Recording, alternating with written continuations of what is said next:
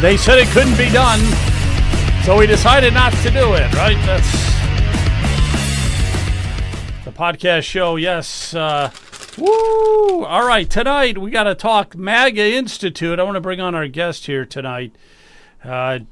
Timothy Shea, how are you tonight, founder of the MAGA Institute? And, you know, tonight, Timothy, I want to just dive right in, if we can, and start talking about that John Bolton incident. It sounds like John Bolton has bolted. He wants to bolt out of here in the absolute worst way. I got a picture of him here. He's biting his fingernails because, yeah, he's nervous. That looks like a guy who's nervous, and he is very nervous. Now, let me just give a little background on this. I'm going to have you jump in here. So, CIA Director John Radcliffe provided Kash Patel access to intelligence in foreign sources information. So they were able to do the search warrant. So they raided Bolton's home Friday at 7 a.m. So these FBI agents just, boom, went to his house 7 o'clock in the morning. He wasn't there. His wife Gretchen was. I think she was getting something out of the refrigerator. It's like, So she did take off. The FBI were there for 7 hours. They came out with like 7 bags of boxes and you name it of information. They also raided Bolton's D.C. office at the same time. And they got a search warrant for that. So, what's this all about? Here's what it's all about, okay? So, now, they're trying to find if Bolton has any top secret information in his house. Because when Trump was in office the first time, he was the national security advisor for Trump. And they didn't get along very well. They didn't like it. Trump did not like this guy. He kept saying, "Cut that mustache off." Well, yeah, he couldn't stand it. But so they're trying to find out if Bolton has top secret information in his house, in his office. He was in contact with heads of states.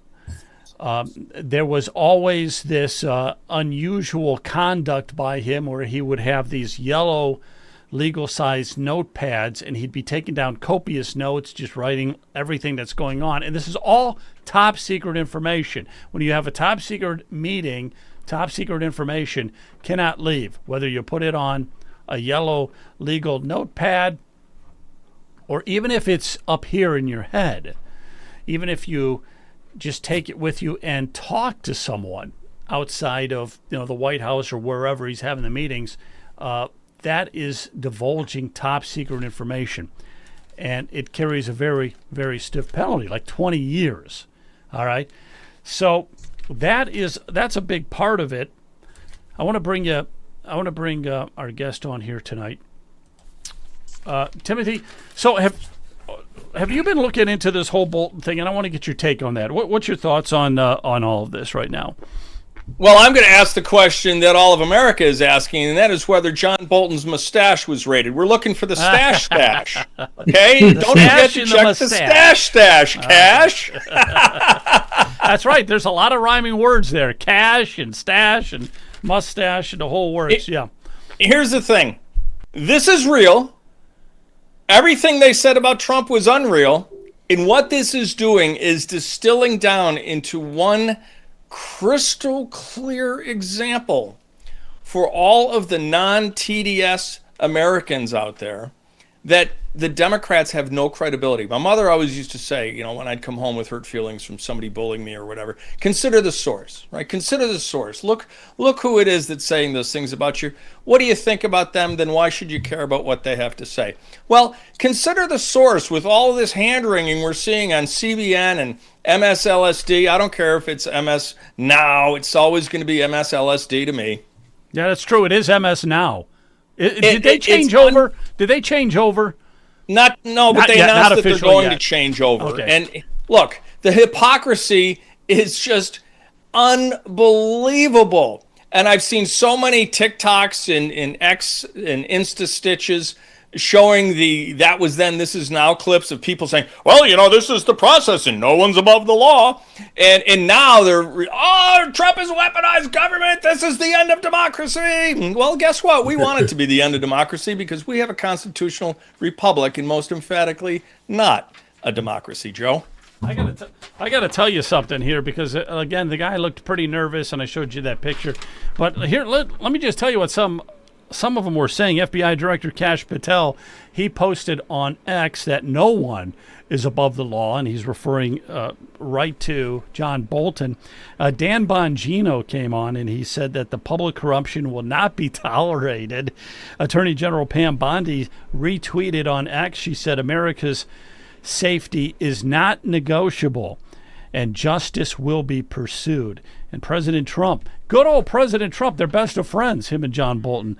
He said he's a lowlife, talking about Bolton, very unpatriotic, and that we're going to find out if he's got anything. We're going to find out. And it could be as much as 20 years in prison. So here's the thing.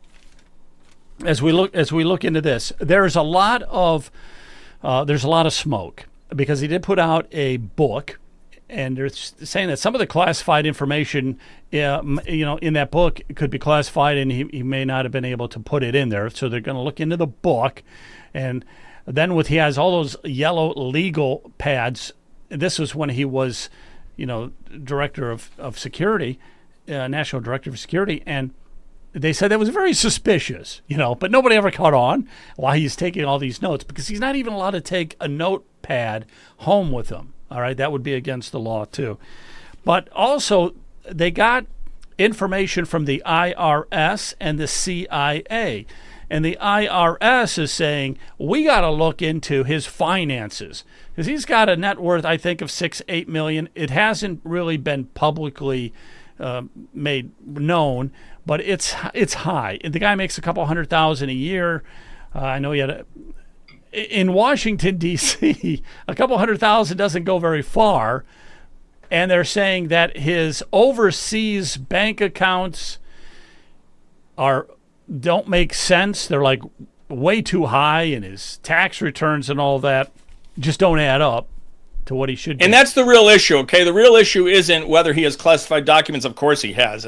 Everybody in D.C. does. But they'll get him on that. But the real issue is that he profited off of it. And he's been spending an inordinate amount of time in our favorite country, Qatar, which is the leading sponsor of terrorism in the world after now that Iran has been defunded.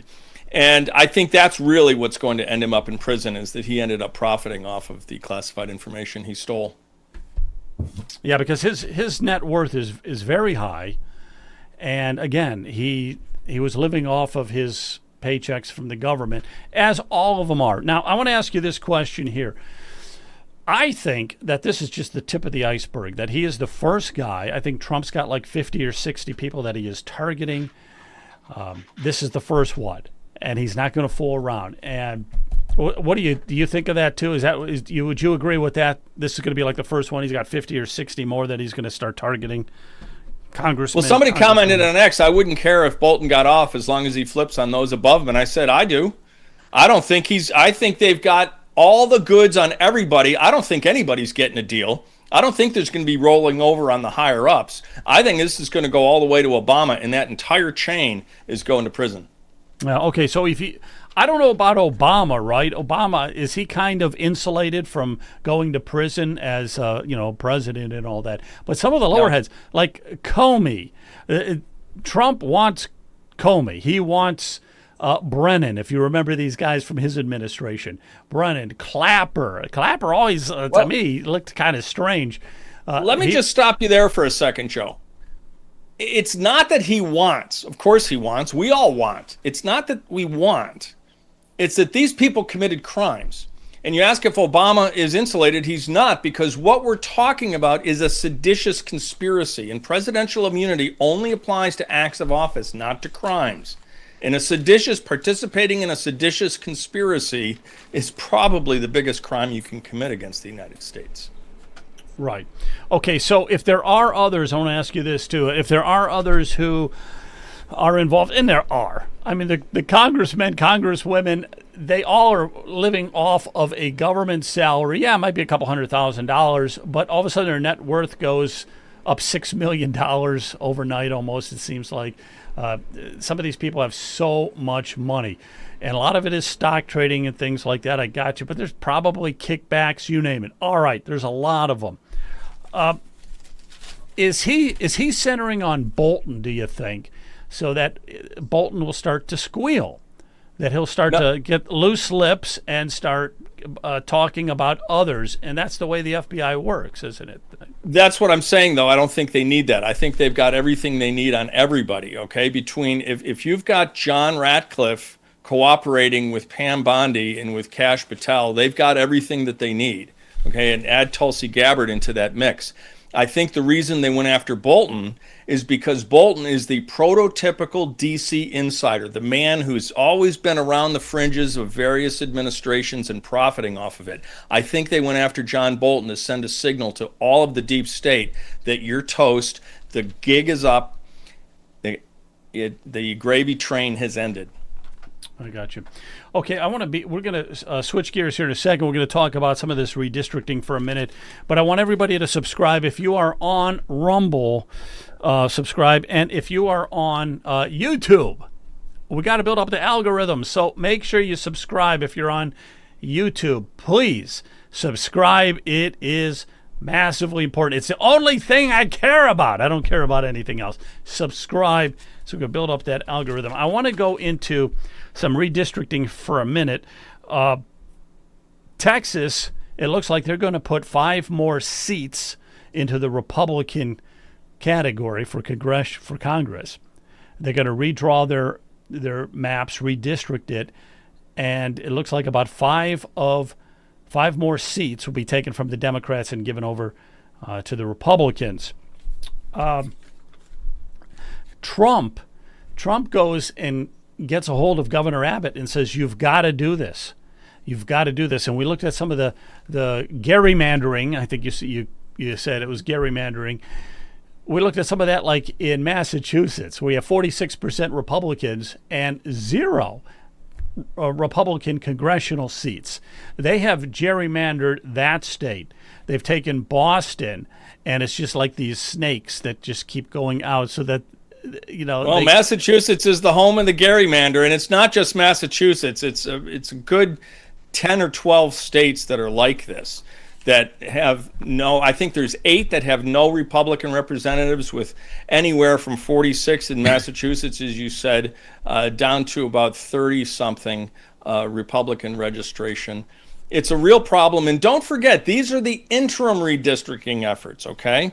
Because when the next census is done, whether that's done ad hoc next year, which the president has indicated he'd like to have happen, and which I think should happen, or it's the traditional census that will be done in 2030, the numbers are going to be vastly different.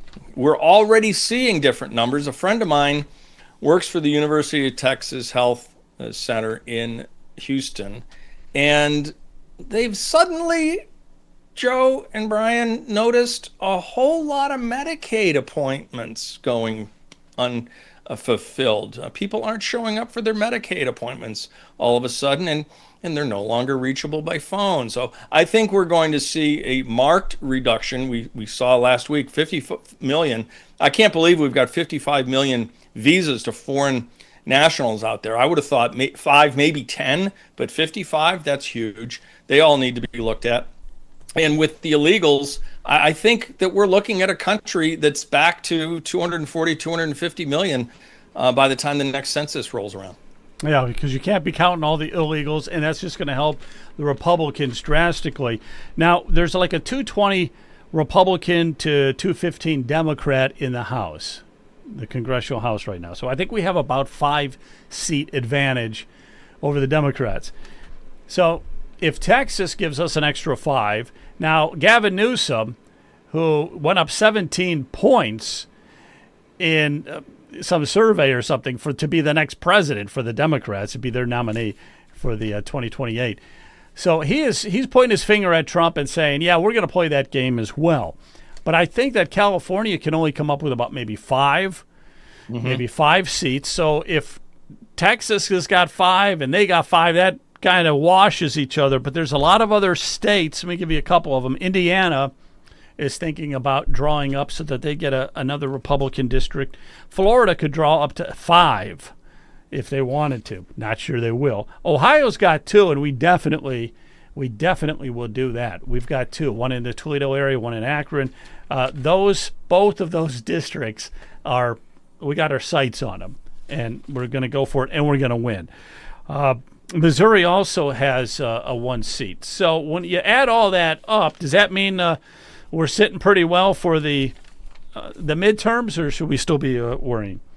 No, I'm not worried about the midterms at all. First of all, there's a long time until next November. Secondly, the president is not just asking the states with Republican legislatures to start governing like Republicans, because as we all know, the Republican Party would much prefer to get bent over the back of the sofa by the Democrats and then go squealing to Fox News with a spicy take and shoot off a fundraising email rather than standing up for we the people. You've really, I've always said I've never been stabbed in the back by a Democrat, but I'm like a porcupine with all the knives I've taken from so-called Republicans. We need to hold their feet to the fire, and that's one of the things that MAGA Institute does, is hold their feet to the fire to make sure they're governing according to America First principles.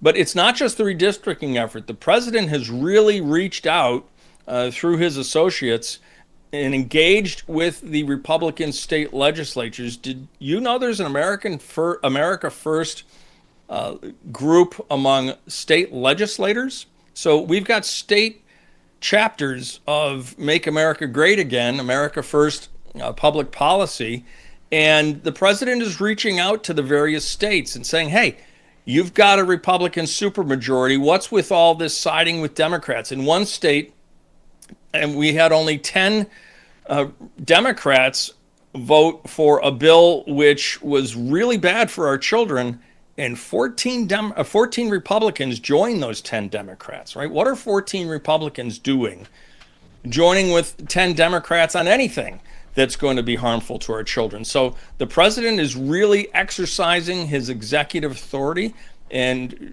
Gavin Newsom and other Pritzker and my horrible Hochul here in New York State are all squealing, saying it's dictatorship and whatnot. It's like, no, the president knows where the levers of power are. He is using them effectively, and he's also using our federal system of government, reaching down to the states and encouraging them to act like Republicans, to vote America First, to represent we the people. All right. Awesome. All right, we got a couple other guests here. I got to bring these guys on here before they fall asleep. Jonathan, how are you, man? Good to see you. Good to see you. Hey, good to see you. Oh, I get confetti. You get confetti tonight. We've also got Brian with us here tonight with the confetti. How you doing, Brian? Doing great. Thank you so much, Joe. Very interesting what Timothy has to say. Yeah. Well, it looks like Timothy left. I didn't want him to really leave. I should have. Yeah, I had some questions for him. I wanted to bring you guys on, and then I wanted to have a bigger conversation, but he did take off. Okay. Oh well. Well, if you want to continue the conversation, I've got some notes here to go over. I was making some notes while Timothy was speaking. One of the things to keep in mind as the left makes this big kerfluffle about the fact that we've got Trump and we've got people within the actual Republican Party, not the rhino, squishy uniparty types, but people actually working to try to solidify the Republican Party and encourage Republicans in the Republican Party. And oh my gosh, from the left, you would think that it's Armageddon and the world is ending because we're organizing around that. Well, keep in mind that Eric Holder was sent out into the world and actually has a spot somewhere, to the best of my knowledge, in Columbus, Ohio, left the Obama administration to go and do just that. So all that pushed to try and claim that the Republicans are terrible and gerrymandering and all that stuff, that all came from charged political rhetoric from Eric Holder and a bunch of people like that. So my point is that they have done for years exactly what they're accusing us of doing now, which is gerrymandering, and then blowing all this smoke about how we do it. Which brings me to a key thing I think everybody should hold front of mind when engaging with media, social media. Always remember the first iron rule of Marxism, and that is accuse your enemy of doing what you're doing while you're doing it. I said it wrong at first. Let me say it again. Accuse your enemy of doing what you're doing while you're doing it. So if you're robbing a bank, you point at your enemy and yell loudly, "They're robbing a bank." You accuse them of doing the thing that you're doing. That's what we're seeing over and over again with gerrymandering and with all this other stuff. With top secret documents, they do it over and over and over again because it leads to confusion. Absolutely. Well, we do have another guest coming up here, Linda Harvey. Linda, you joined us, and our other guest left early. I'm going to bring you on here for a second. But before we really get into your whole thing with Mission America, right? Mission America. Before we get into all that, I did want to bring something else up here, and that is I wanted to talk for a minute about Cracker Barrel. Get your thoughts on all this. Now, the stock just tumbled a lot in one day. It went down 100 million. That's a lot. So there's the CEO, the woke CEO lady. But let me just ask you guys. I'll throw this out to you, and let me ask you, Brian. Do you know what a Cracker Barrel is? And any idea? Do I know what a Cracker Barrel? You mean the restaurant or an actual barrel? Yeah, they ended up. They took the name and they called it Cracker Barrel. And this goes back 1969 was the first time they opened back then. It was one store, and they named it a Cracker Barrel because a Cracker Barrel is something. So I just wondered, a Cracker Barrel is in the 1800s, like the 1850s, they would put biscuits into the barrel, and that's how they transported it. They transported in barrels. Seems like they transported everything in barrels in the 1800s. And so like a restaurant would get a barrel full of biscuits, and then once they took the biscuits out, they had a barrel, and they would tip it upside down and become a table for them. You know, so that's why you had that iconic old guy or whatever sitting next to the barrel, and it was called Cracker Barrel. I think his name is Herschel, I believe, if I remember reading that. Oh, it could be. I have no idea what his name is. But anyhow, real fast, and Linda, you could even chime in on this too if you want, but this is like wokeism gone amok again, because what they've tried to do is just sterile the whole imagery of Cracker Barrel. So they got rid of the barrel, they got rid of the guy leaning on it.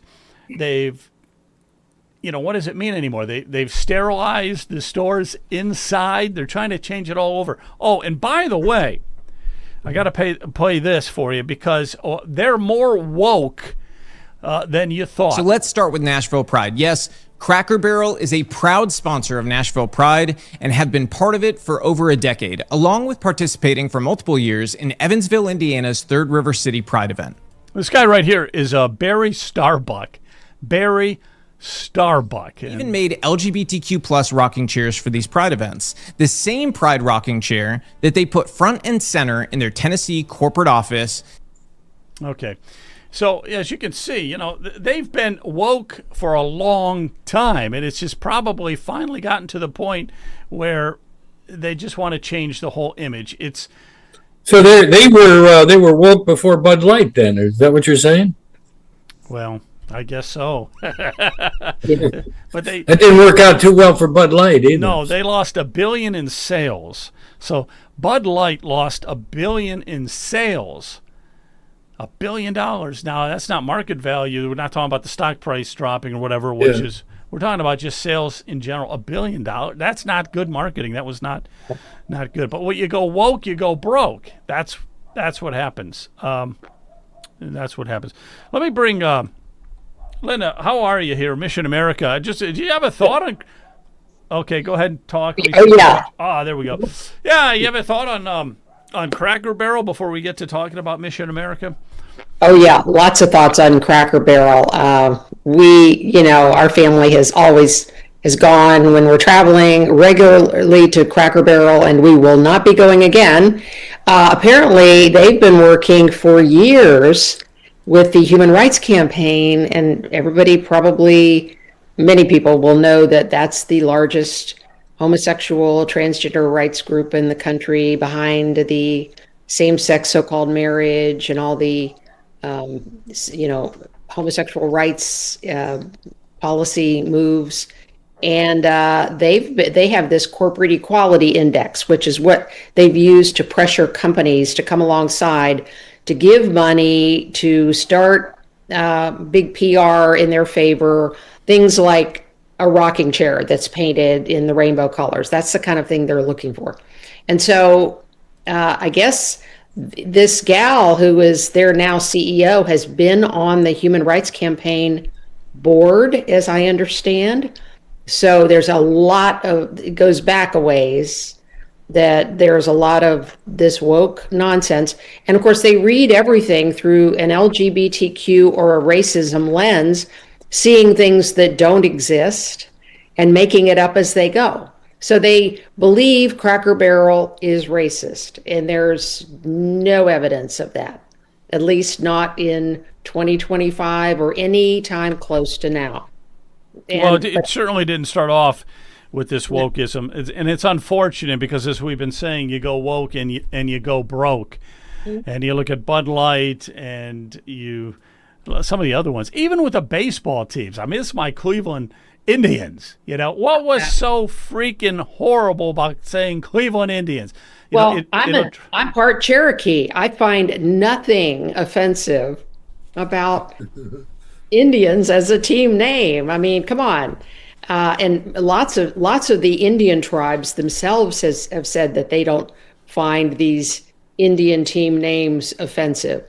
But, they're not interested in the reality of things. They're just interested in making a point.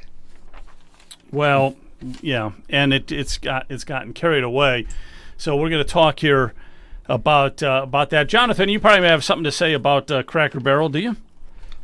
A lot of things to say about Cracker Barrel, but first, I want to introduce the audience to Linda Harvey.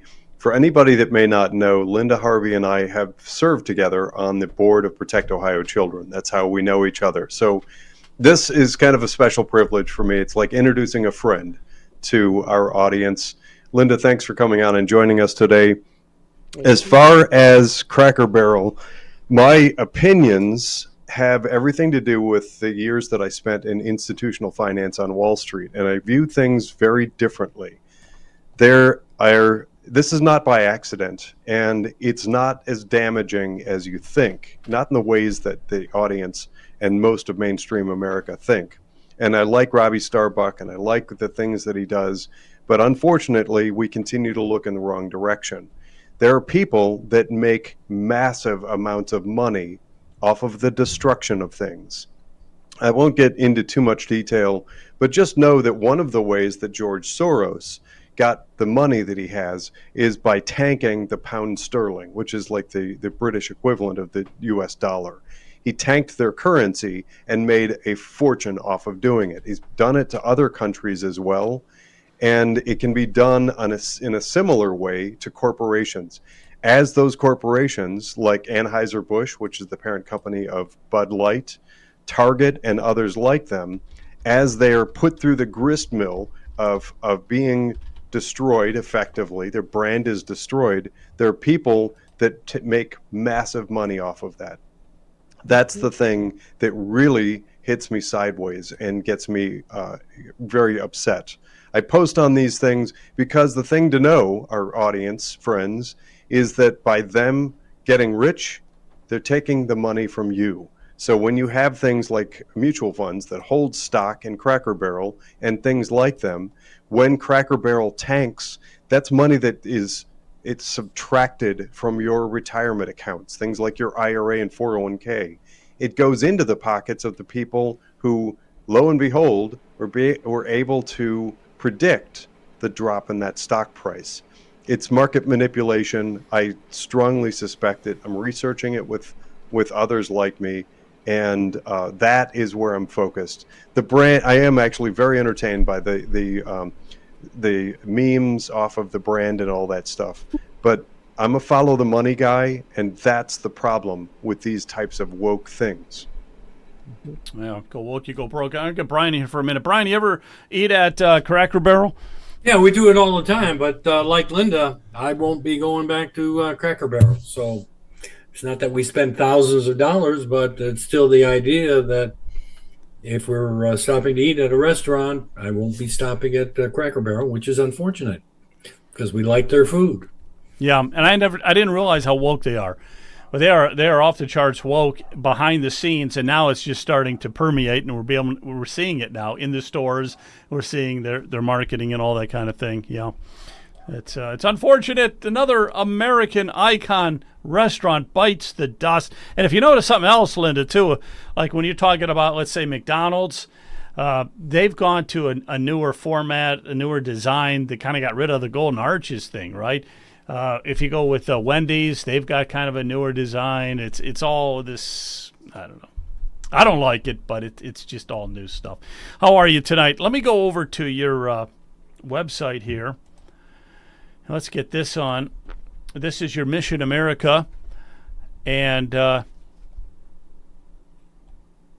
so what can you tell me about Mission America? It seems like you're fighting for kids, for children, the LGBTQ, and I know we want to get into some of the teachers union money and go into Republicans. We'll talk about that. That's very important. Talk about that in a minute. But if you had to give an overview of Mission America, what would it be? Well, we are a Christian nonprofit organization based in Columbus, but we serve a national audience. Actually, I do a lot in Ohio. I have a radio commentary on the Salem News Network, WRFD in Columbus. And I used to have a radio show. It was just taking up way too much time because I do a lot of writing also, and interviews like this, and some legislative work. But we have a newsletter that goes around the country, and a lot of social media posts on social issues, the pro-life issue. We try to fight against the LGBTQ agenda. That is probably the thing I spend the most time on. And I have, almost 25 years in background in working against those folks, starting with the same-sex marriage fight. And, so the threat to children is kind of where I landed in a lot of that, because I started to see how the homosexual clubs in schools and the promotion of homosexuality as if it's inborn like race, when it is nothing of the sort. And then they took transgenderism. They did the same thing with that. Our kids are confused, and they're not getting another viewpoint in many or probably most schools, even Christian schools. So the churches aren't doing a good job of filling that gap. So we have a lot of misinformation out there among a very vulnerable population, and we need to step up our game as adults and defend our children against all this depravity. Let me ask you a practical question. I kind of always a little bit baffled at. So we were just talking about Cracker Barrel going with the Pride movement, schools going with the Pride movement, the homosexual, LGBTQ, and all that. But what is the reason for that? Why the big shift to that? It wasn't like that when I was in high school or stuff. You mean the shift in schools or the shift like Cracker Barrels? Well, I guess either one or both. What is the big attraction to go into this LGBTQ? Why? Well, it's the people driving it are the people involved in that lifestyle, or they have relatives in that lifestyle. And many of them are firmly committed to, selling this as a perfectly acceptable, we're equal to you behavior and mindset. And then, frankly, they see the schools as a minefield, or not a minefield, the opposite, a field for conversion of people to their viewpoint. And they're not at all afraid of using vulnerable children and to teach them propaganda and misinformation, and even draw some of them into those behaviors. Some of those people are motivated by depraved attractions to children. Not all of them are. Many are motivated simply because they have a crusade, so to speak. It's not a crusade like we would think, and they just want to sell it. And we've been very bad about cutting off their access to children in the schools, and we've got to be more clever. And then, so one of the things we need to do is to have more information, and that's been something I've been trying to work on for 25 years. Yeah, it's just to me, it's just so mind-boggling that I think Yeah, Joe, Brian, isn't it mind-boggling though that they push this stuff so much? Yeah, absolutely. I just want to say to Linda, thank you so much. I do get your emails and also republish some of the articles. They're very good, and I appreciate it very much for all your hard work and your fighting for the children of the United States.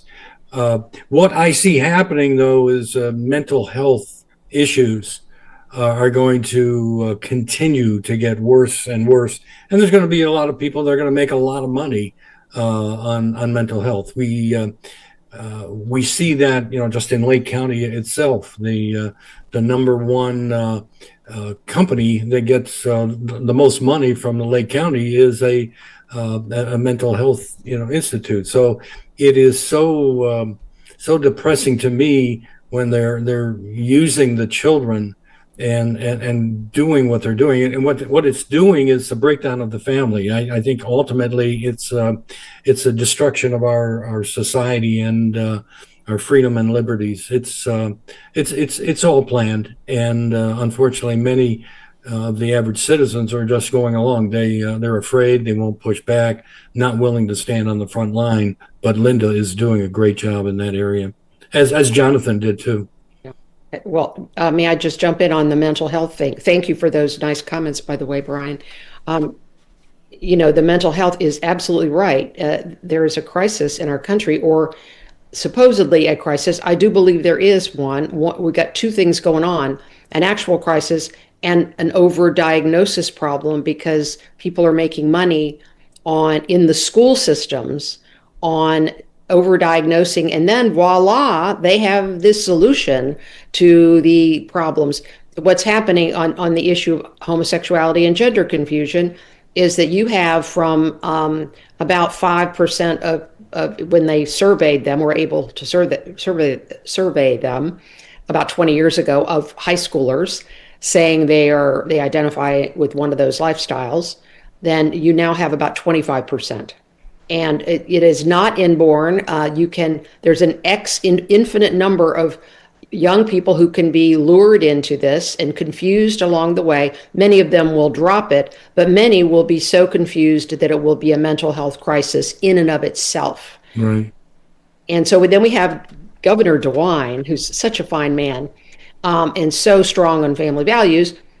He foolishly has gone along with the idea of having the 988 suicide hotline number that has to be on every high schooler and college student in Ohio's ID. And these suicide hotlines are a minefield of people giving advice to people they don't know. And they're young people. I don't believe anyone under the age of 18 should be counseled by an anonymous adult anonymously on the phone. There's too much impressionability that goes on there. I mean, there needs to be counseling, and we need to step in, but is that the way to do it? So you don't know who it is that they're talking to. So they're having a suicidal thought, or they're very depressed. So they're calling this suicidal hotline. And what do they say on the other end? I mean, how do they counsel somebody? I'm sure there are ways to counsel people out of are you immediately in danger and trying to intervene there. You got to have some sympathy for that. But the problem is these are children, and they are all kinds of things can go on. And we found out, of course, under Biden, who established this at the national level, that the Trevor Project, a national LGBTQ group, which also has private chat rooms that they will quickly direct children to, was subcontracted at the national level and in Ohio for a while to counsel kids about who said they had issues on gender confusion or homosexual feelings. And their motivation is never to question those feelings. They'll go right to affirmation. Well, then this is becomes a problem of possible suicidality in and of itself. Oh, I got you. I know I got you there. I didn't think of that, but yeah, because if you're depressed and you have somebody on the other phone line that's talking to you, and you're going to warm up to that person. If you're a kid, you're going to be impressed with them or whatever. The problem here's the diabolical thing: when you're a young kid, it's so easy to talk a youngster into anything. It really is. It's sad that they would go and pick on the most vulnerable like that.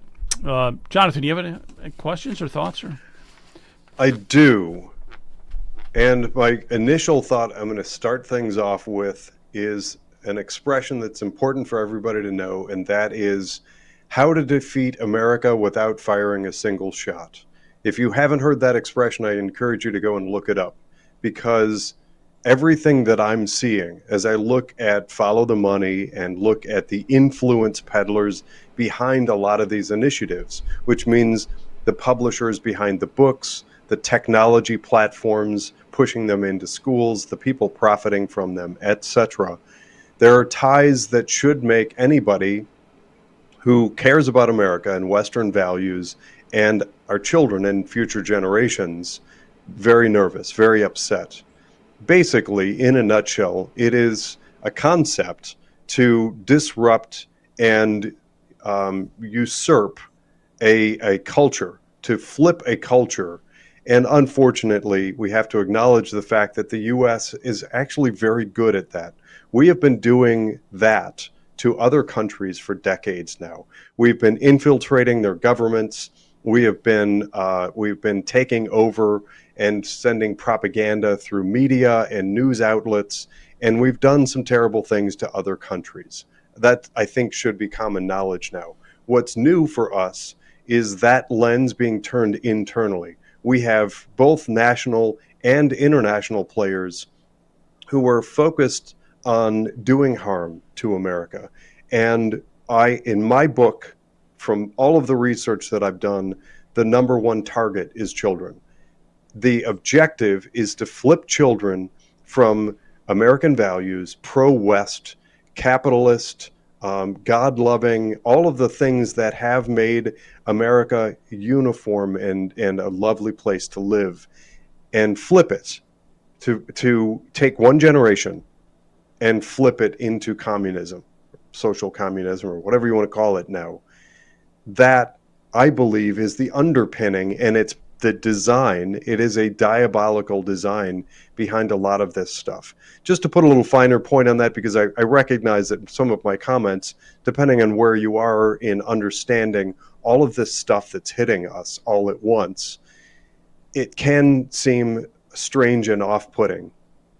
But I encourage everybody, well, first, I'm just going to throw out my social media handle. Just look for my last name, Broadbent, because I track a lot of this and I work on highlighting all of the connections. But here I want to put a little finer point on this to get everybody pointed in the right direction, hopefully. And hopefully this resonates. In a lot of the transitions from open market, free market societies into communism, you've seen children turn against prior generations. You saw it in Maoist China, you saw it in the Soviet Union, you saw it in socialist Nazi Germany. The children decided they effectively didn't like their history, their parents, or their grandparents. They actually turned against them. Some of it got violent. We're on the precipice of that, and part of it connects back to what children are being taught right now. It's the same thing. There's nothing new under the sun. This is the same thing that's being done to American children that was done in Soviet Union and in Maoist China and in the rise of Korea and many, many other places. That should terrify people. It should get people, more people should be awake to what's really happening here. Yeah. Can I jump in? Because exactly what you're saying is what's going on. And when you ask that question, Joe, about what's the motivation, I didn't go here because it's seemingly too lofty a reason. But from what I've seen, the LGBTQ motivation is because they hate so many of them hate their own background and parents. They hate Judeo-Christian heritage. They hate God. I mean, let's get down to what's really going on, or up to what's really going on. They hate God the Father, but they don't really have a grasp on the level of that hate, and that's what's motivating them. But that is truly what's motivating them. And so when you see that the LGBTQ folks are so also big on communism and socialism and Marxism and opening the borders and chaotic cities and so many of the things destroying our country through the progressives and the Democratic Party, it's because they're all linked by a hatred of authority, God the Father, their own heritage, and many of them are mentally ill. But it's mainstreamed now, and so they're allowed to play out their mental illness through public policy, social media campaigns, and that's when we see the destruction. So that's what's going on with our kids in schools. We were going to talk, I think, about the teachers' union's influence on the GOP, and there's the money issue. So we can get to that anytime you want. But okay, well, let's do it right now then. Okay, so I have a listing here of some of the GOP biggest recipients of the teachers union money, and I'll just go right down the list here. Number one, you have Gail Manning. Yeah. As numero uno. Tom Patton is number two. Scott Oschlager, number three. Jay Edwards, I don't think he's with the State House anymore. No. He was number four. Bill Seitz is number five. And his claim to fame, Brian, his claim to fame is that he is leading that tax group that Governor DeWine put together so that we can find ways to reduce property taxes for the citizens. So Bill Seitz is number five on the list of receiving the most money from the teachers union. Oh, you know how that's going to go, right? Yeah, you put the fox in charge of the hen house is what you did there. Right. So just so everybody knows, Bill Seitz, and that tells you where DeWine is, and that is not by accident either. Absolutely not. Nathan Manning is six. Number 8, Teresa Gavarone, kind of surprises me a little bit. Jason Stevens, he's still there, but he used to be Speaker of the House. He's number 9. And then Don Jones makes up number 10. Okay, so Linda, what is this telling us when we look at these GOP and they get all this money from the teachers union? What's that tell us? It tells us that even our Republicans are willing and able to take money and listen to the insane, and I truly mean insane, demands of the teachers' unions. These folks are, you take Ilhan Omar and Jasmine Crockett and AOC and roll them all together, and you've got the same voice as the teachers' unions. Only they're in charge of our schools and our children, and people think they're there to do good for children, and they're not. They're there to transform America through the Democratic Party and a few willing Republicans, because they just want to bend you just enough on the right committee. So Gail Manning, at the top of this list, when she was on at the high end of the take here, was chairman of the House Education Committee. And then Nathan Manning, I believe, is her son. And so anyway, so you that's what you get. You got to watch these liberal Republicans. Like, again, Mike DeWine has done so much damage. They do so much damage when they are on the take, and they won't stand up when they need to at critical points. And it's our kids that are suffering. No, I agree with you 100% there, especially with the DeWine, because he vetoed 67 line items out of that last budget, and 4 very good property tax reforms were vetoed. So we could have done something, but he vetoed it. We even talked to some legislators who said, I didn't agree with everything that was in that bill, but at least there was some property tax relief for the citizens. So I kind of bit my tongue, bit my lip. I said, I'll vote for it, knowing that there would be some property tax relief, and then he vetoed all that. So some of these legislators, they're mad as hell about all that. So what if the money is going to a state representative like it is through the schools? Tell us, for us who are very naive, like, how does that benefit the school? If it's going to a state representative for the schools, well, this is through the OEA, Ohio Education Association, which is the branch of the National Education Association, and the OFT, which is the branch of the American Federation of Teachers. Their primary purpose is lobbying and public policy. That's what they spend the bulk of their money on. So when teachers give dues to the OEA and the NEA, and they're no longer mandated that they have to do that, but many do not know that still, and don't know that they have a choice.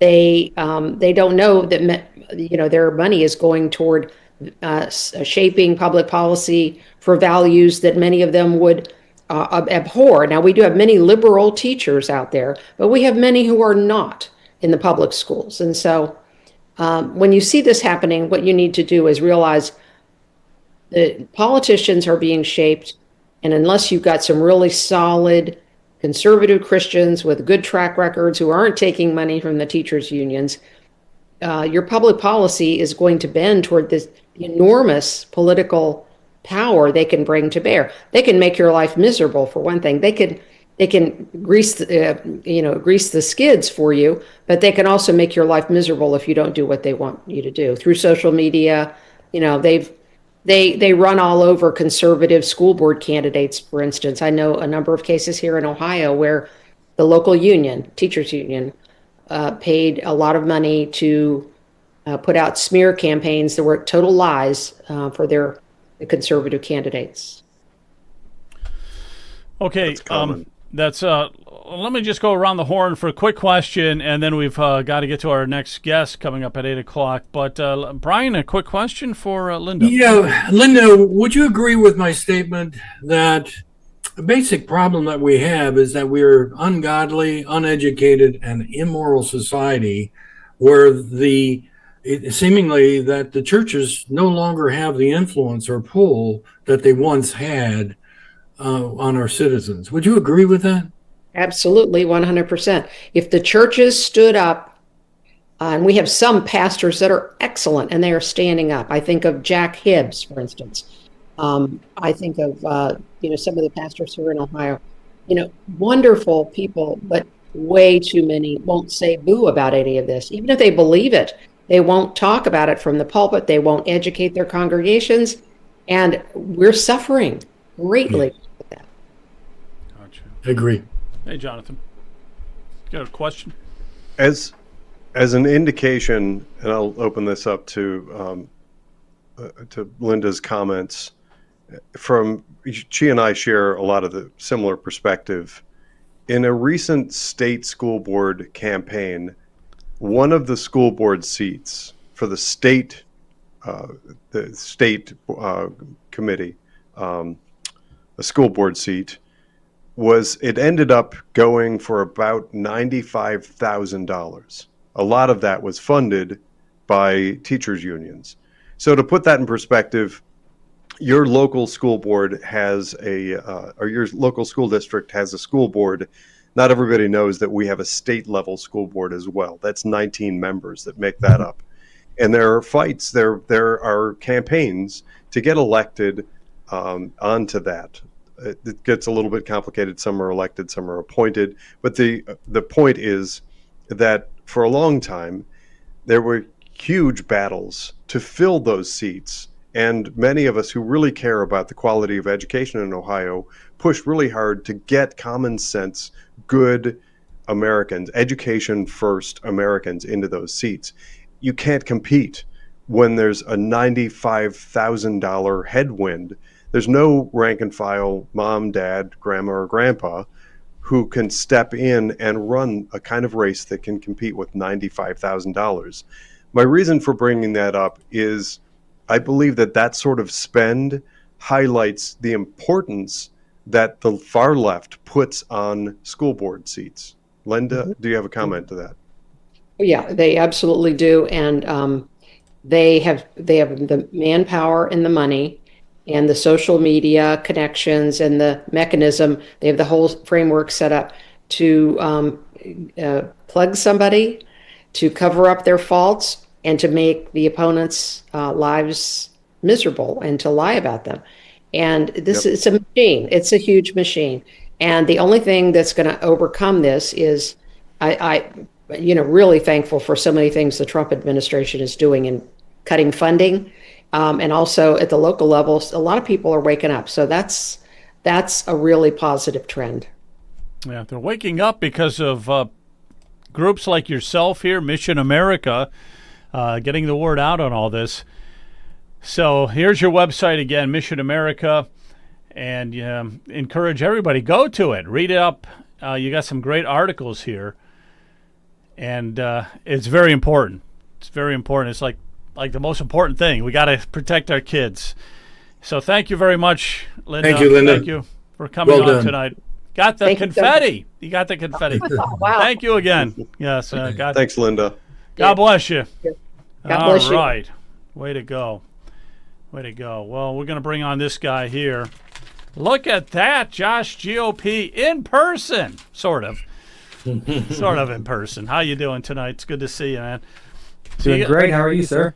Very good. All right. We got to talk here because you are strong in your MAGA values and Trump, and you're relatively young. You're only 19 years old, so that's a Generation Z, which I want to say thanks for coming on, because anytime we can get somebody from Generation Z on, I say, bring them on. We want them. I got to hear what's going on with the newest generation out there. And also, and maybe we'll start it off this way. You're running for State Central Committee, correct? Give me details on that, okay? And give us a little background on you, where you live, and a few things like that too, okay? Oh, perfect. Well, thank you for having me again. It's been a long time, been too long. Matt remembers GOP Josh. That was my shtick for a while there. I'm from Madison County. I'm 19, a college student. I've been involved in politics since I was 14. First, I interned for the ORP when I was young as a door knocker, knocked on over 10,000 doors for President Trump and conservative candidates. So I've definitely done the elbow grease side of all the politics sort of thing. Kind of transitioned more recently into a consultant and on certain small district campaigns meant for like county commissioners, township trustees and stuff for races that are mainstream enough that need attention, but for conservative candidates who might not have all the big money funding, especially in these communities where there's a lot of big corporations coming in and kind of buying up governments. So we're kind of working against or for candidates that are kind of underfunded and with that excel political strategies. And I've started I don't do the podcast anymore. I used to have the Conservative Crusader podcast. I've started sort of a newsletter, which we're working. One of my writers is working pretty good with Brian, who I see is on the call, for a good deep dive into the property tax issue that should be coming out later this week. Oh, We're great. doing very busy. Yeah, you're working with the property tax. This guy right That's here is great. the property tax man. That's what we have billed him as. So yeah, if you got any property tax stuff, I'd like to hear about that, Josh. So now you're running for State Central. Give me a little info on that too. So what made you decide to do that? And I'm very, very glad that you are, by the way. But why? Yeah, well, I appreciate that, and the reason I decided to run is because I'm in District 3, which is Madison, Pickaway, and then the southern portion kind of loops all the way up around to Canal Winchester of Franklin County. And my current male representative, well, not current anymore, he's resigned, but the person that had this seat until a couple weeks ago had not been to a meeting in a long time. I've never actually met him, and I've been very, very involved in Madison County politics, and he's never been to a Madison County meeting. I've spoken to people in Pickaway. He's never been to a Pickaway County meeting. And so not only did I think he would be easy to beat, because I'm not really in a race to lose, I want to win, and I'd take a hard fight, but he'd be kind of easy to beat because he doesn't really campaign, but also he doesn't do the job. So I was going to run in May. You're on Central Committee, Joe. You know, there was one seat open during the Vivek endorsement meeting where there was one person in the whole room, 66 people. 65 of them were there either in person or virtually.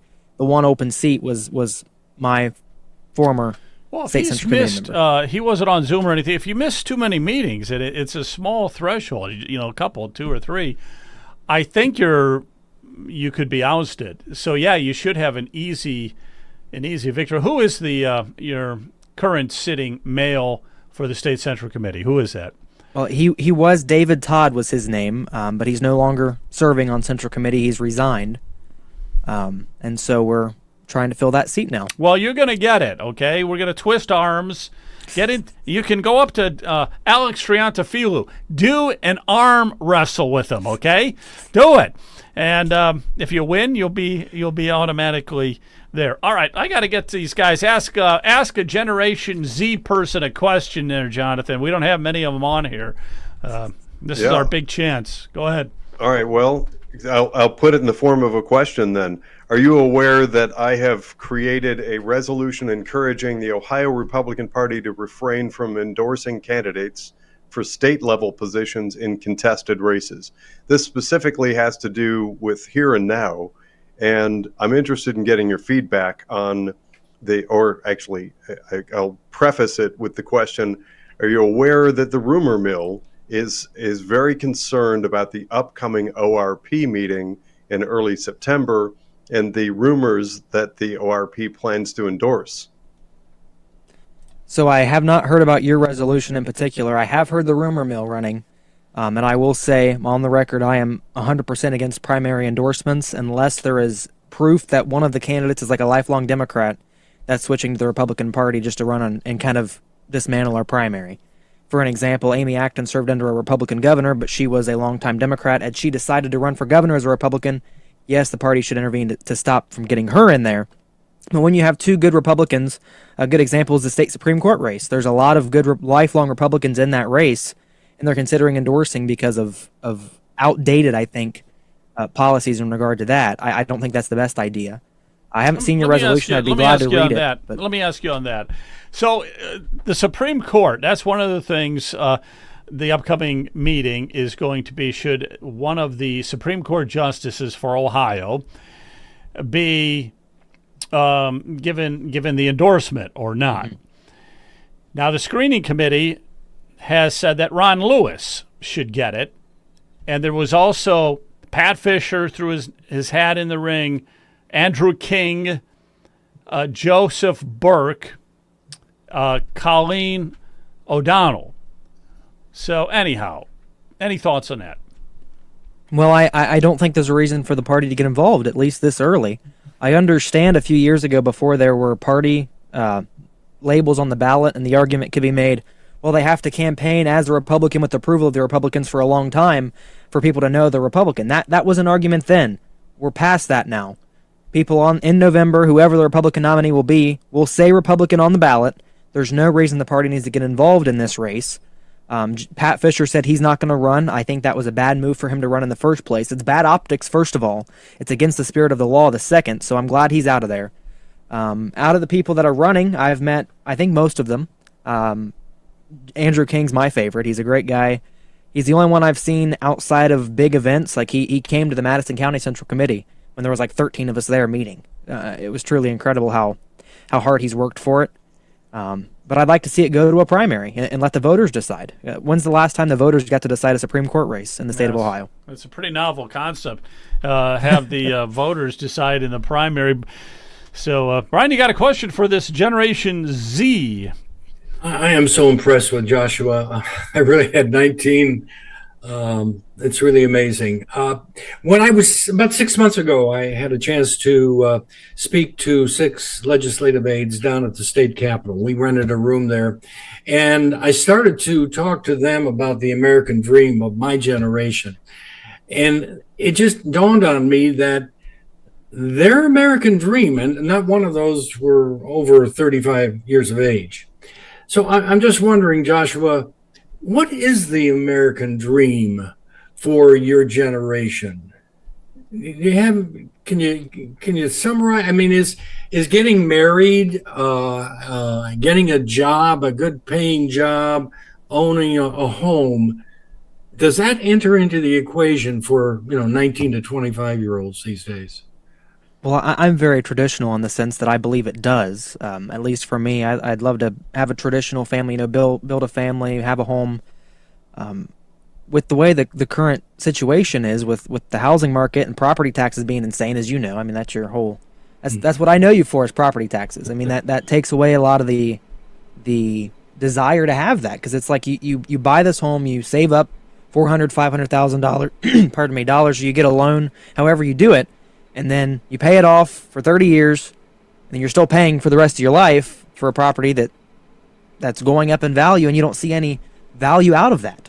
That's what gets me about the whole property tax situation. But my American dream is to have a country where I can look back in the history books to the good old days, as some older people know and lived through, and say, yeah, that's what we're in now, and almost make it better than that. Of course, things are going to change. We're not the same as it was 40, 50 years ago, but I've heard a lot of good stories, and I'd like to see that version of America come back. That's my American dream anyway, is to bring America, make America great again, some would say. Yes. That slogan has already been taken. I'm so glad to hear that, Joe. I really am. I really am, because that gives me some hope for the younger generation. Obviously, Joshua, understands the plight of the ever increasing property taxes and paying on unrealized gains. But many in my generation, they don't understand it. Many of the legislators don't even understand property taxes. So we find it to be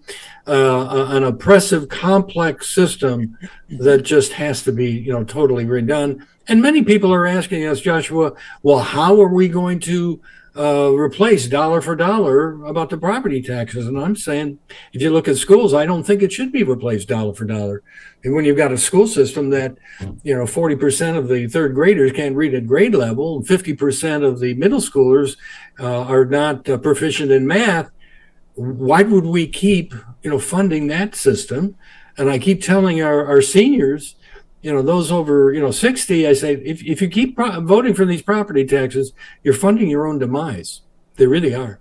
Yeah, and I'm in a school district where we're funded by mostly income, because a levy can't pass, so they put an income tax increase on it, and it's rural. It's called Madison Plains here in Madison County. Can't tell you the last time a levy's passed. I pay out of my income, and that's a more equitable way to do it. Instead of taxing the people who own the farmland, own the homes, tax people that are working and are paying into the income tax system there. Don't triple tax. Don't tax when you buy it, tax when you earn it, and tax when you sell it. Just tax once and do it in a way that seems to work. I mean, I pay 1.5% of my income to a school district I've never seen before, or never been part of. Joshua, we've got to connect, Joshua. You're saying all the right things. So I want to be able to make sure that we get your message across to the younger generations, and we want them to sign our petitions as long as they're registered voters. So thank you very much. Yes, sir. Absolutely. Quick question. So your generation now, can you fill us in? Where does it stand? I know that you're probably more of an exception to the rule because you're so involved in politics and all that. But some of your peers, where do they stand? Are they leaning more conservative, or they care more about Trump? Do they not care at all politically? Can you give us a feel for where the current generation is on that? Well, I'd be glad to, and that's part of the reason I kind of threw my hat in the ring for State Central Committee. According to my notes here from the letter I wrote here, let me pull this up. President Trump received a 19-point boost in performance among Generation Z and millennials between the 2020 and the 2024 election. He almost won millennials. That's how wide of a swing it was as we're kind of moving out of the insanity. I mean, we were growing up in the Biden years. We had COVID pandemic, then we had We had the Biden years, and now we're in kind of American prosperity. Things have gotten a lot better. People are very supportive of the mass deportations. I know that among my generation. Anyone who's tried to get a job and go somewhere you've applied for a job, never heard back, and saw who's working there, you not going to go any further than that. But you're excited for everything they're doing there. But without the Trump effect, I'm not sure how well the Republican Party is going to have voters in the next few generations. In 2028, the voting population will be majority Millennial and Generation Z. It'll be like 58% will be Millennial and Generation Z, and the party hasn't really made a push to win over the next generation. We had Trump, and he's obviously the worldwide name, and it's my generation's kind of weird to actually look at. I'd have to imagine, where we kind of look at everything in terms of memes, like what's funny. Well, Trump's this cool guy that goes to McDonald's drive-thrus and sticks his hand out the window and waves and serves at McDonald's drive-thrus and goes to UFC fights. I mean, he's a cool guy, and they kind of vote for the cool factor.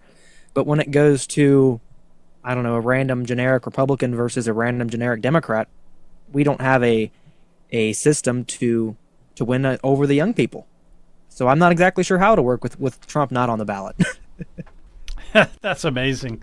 It's amazing the entire Trump MAGA movement and how it's really won over the youngest generation that can vote. It's amazing. Well, I don't want to oversimplify, but it seems to me there's an element of the conversation that I find intriguing, and that's a return of not just patriotism. It's okay to be patriotic, to love your country, but also masculinity. And I think there's an element of Trump that's old school masculine. And I go back, I'm older than you, clearly, GOP Josh, but when I was growing up as a kid, there was a lot of us were really big into these Western movies. And there's a lot of bravado and masculinity to be found in those kinds of movies, in war movies and stuff. And I think for a long period of time, there was a shift. It was called the toxic masculinity. I have to air quote that. Everything was toxic masculinity. And masculine was berated and vilified for a long time. And sort of this sort of squishy, soft, feminine sort of avoidance of masculinity was all the craze. And I'm wondering if the whole thing with Trump, it's sort of a lot of that stuff, like going in the McDonald's drive-thru and everything, is kind of a flip of the finger to a lot of people. And maybe there's an element there that's sort of a return to masculinity, that is a man willing to say, I'm not going to cower, I'm not going to back down from your nonsense allegation and your name calling. I'm my own man, and I know what's true, and I'm going to stand up for it. That, in my book, according to all the things that I grew up paying attention to and watching, like those movies, that's actual real masculinity. The strength and courage and tenacity, the wherewithal to do what's right and stand up for what's right. So I'm wondering if there's something maybe in that mix. Maybe if we can get J.D. Vance or somebody like him. And frankly, I'm still upset that J.R. Majewski didn't get elected in Northwest Ohio. But I think maybe there's some room in there to bring back actual legitimate masculinity. And of course, at the same time, in a parallel track, bring back real feminine women. This stuff, those crazy women, especially on the left. I mean, those are Crockett.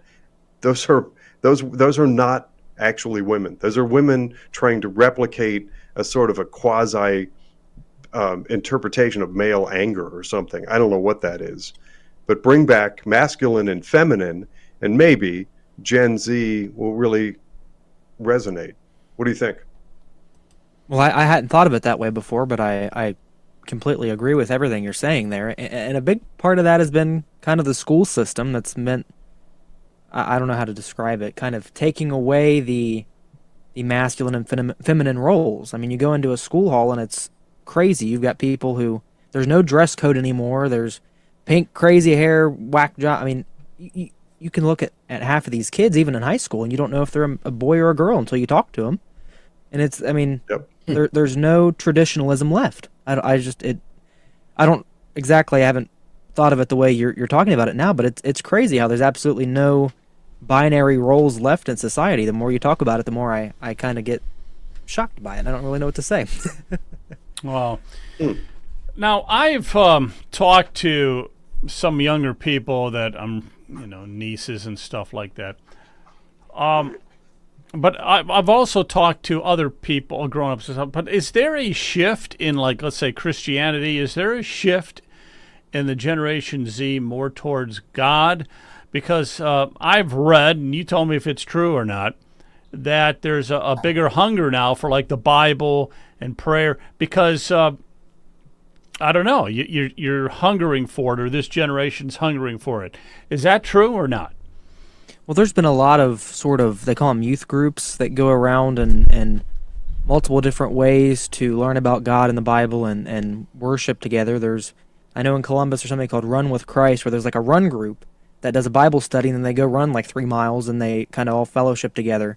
And it's something I don't think's really been as prominent before, where it's social groups that are biblically founded, and they worship together and they learn about God together. And it is, I think, drawing more people to Christianity, because there's people who are like, oh, I wonder what this thing is, and then they learn and they get more involved in it. It's more than just the traditional church atmosphere, which can be intimidating to a lot of people, where it's more of like a social, casual relationship with fellowship in the Bible, and it's really cool to watch among my generation. All right, one other question. Is the LGBTQ, are you guys embracing that, or are you putting up resistance to it? What's your thoughts? There's a lot of mixed signals on that from everyone. I mean, I'm not, pardon me, I'm not really into all of it, but you never know what the next person's going to be, and it's not really a discussed thing. It's either you are or you're not, and you associate with those people, or you don't. It's not really a cut and dry issue. All right, we're going to go around the table one last time.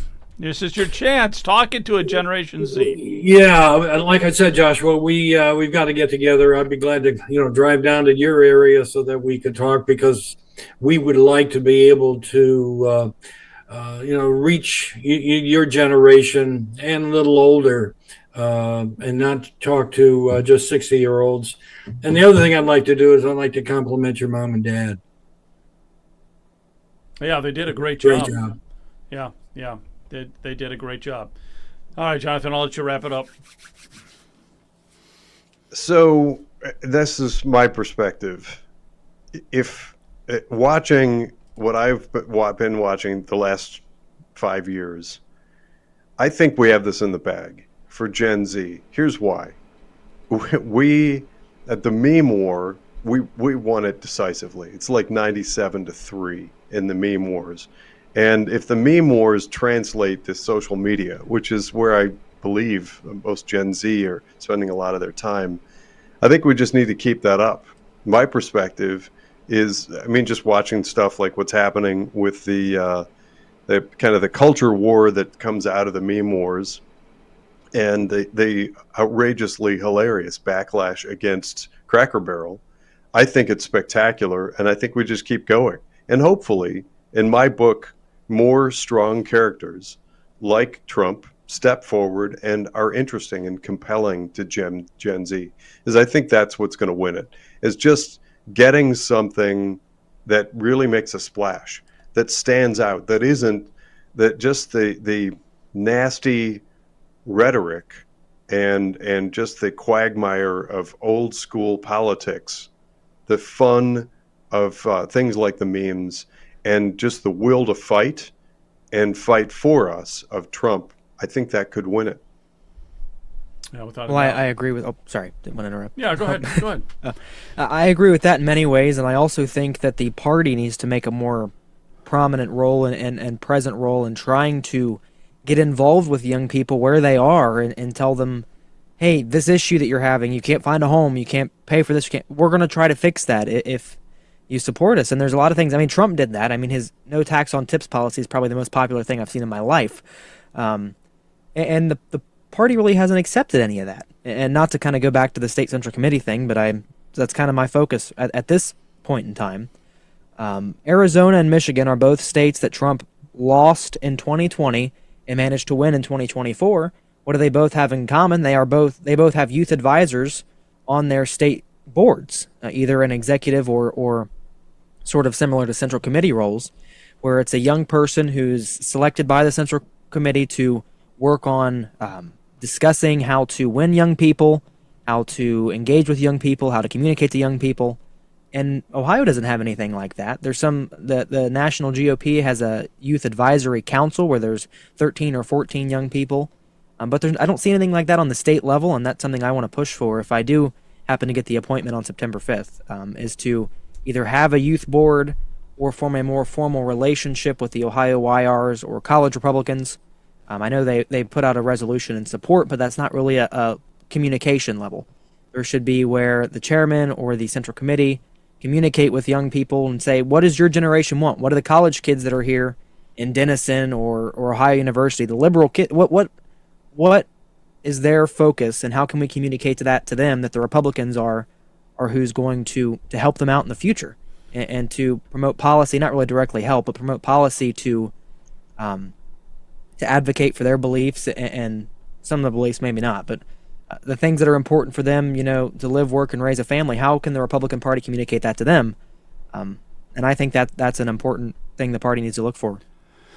Well, you know why the party hasn't found it is because there's nobody on State Central that's young. Okay, nobody. So I've been told. It's not a high priority, for somebody like me, let's say. It's not a high priority for me to be worrying about the college kids. It's just such a huge generation gap. It should be, because in 2028... Well, it should be, but it takes somebody like you. It takes somebody that age to step forward.